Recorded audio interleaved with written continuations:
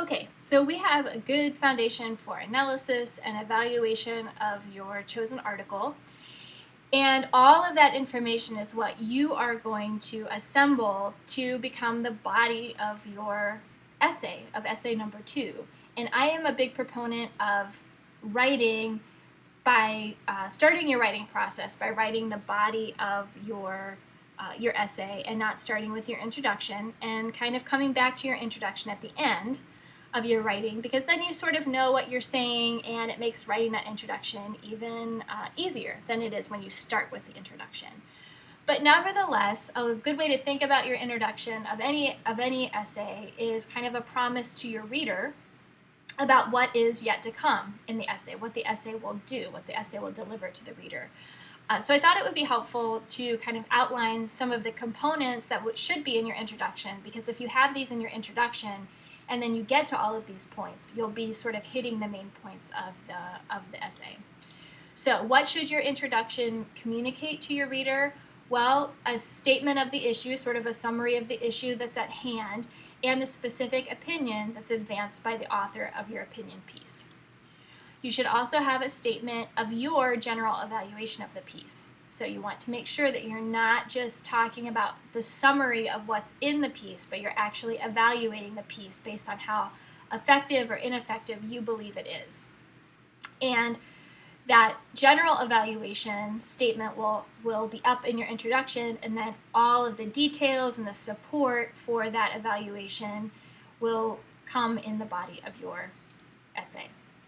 And then finally, a statement of your position on the issue. So as I've mentioned before, there's an invitation with this assignment to weigh in on how you feel about the issue, and that should be present in the introduction, although we know now that that's not going to kind of take over and be the only part of our essay, just that your own opinion about the issue.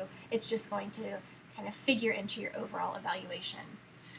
Okay, so I thought maybe it would be helpful for me to write up a sample introduction based on an editorial that I found that might just model how this might come together. So this is just one take. This is not a formula, but this is just one example of what an introduction might look like. And it's a very rough draft. I found a quick editorial. I quickly found an editorial based on Beyonce and her lip syncing at the inauguration, just to give us something to kind of look at together. So let me read this to you. A recent Chicago Sun-Times editorial, Beyonce lip synced, Say It Ain't So, responds to the accusation that Beyonce Knowles did not provide a live performance at the January 2013 presidential inauguration. In this piece, the editorial staff contends that lip syncing cheapens one of the most important civic events of our nation. As someone who enjoys the pageantry of political ceremonies, I agree that inaugural performances are special. But at a time when our nation faces grave issues and much political infighting, I say, who cares if Beyonce used a pre-recording on a frigid January morning? This editorial fails to develop a sound argument. Instead, it is a brief, snarky jab at a superstar. In my opinion, the only thing cheap related to Lip Sync Gate is newspapers' interest in commenting on it to drum up readership. Okay, so what's going on in this introduction? Well, the first sentence just orients my reader to what I'm going to talk about in this essay. I'm talking about an editorial. I provide the title of the editorial. I could instead have provided the author. That's fine. And I give sort of a general overview of what the editorial discusses. The second sentence here is really where I pinpoint what the opinion of the article is. So the opinion of this article is that Beyonce did something that really was bad because it cheapened the inauguration, and that's the opinion being advanced and what the editorial authors kind of want readers to agree with. So here in this next statement is where I sort of address my interest in this topic and why I was drawn to this editorial. So I'm someone who likes political things, and that's why it drew my attention. And I agree here with part of the argument that's being put forth in this editorial, that inaugural performances are something that are really unique and special. But here's where I start to disagree. I think that this particular issue, this particular controversy is sort of much ado about nothing, and it doesn't really make much of a difference to me. So I think it's kind of silly to make a big deal about Beyonce lip syncing. And here, right down here, toward the end of the paragraph, this is where I provide my statement of overall evaluation. I say that the editorial doesn't develop a sound argument, so I'm in essence saying it's not very effective. It really is just, it's short, it has snarky language, and it kind of seems like it's just taking a low blow at Beyonce. And this is all of the information that I would use to kind of base my analysis and the rest of the body of the essay here. And then I just wrap up kind of saying, giving a little bit more information about why I think that this is ineffective and maybe not a good example of sound argument. Okay. So hopefully that's a helpful example for you. And to very, very quickly wind up, I just like to point out a few things that you might try to avoid as you're working on this essay.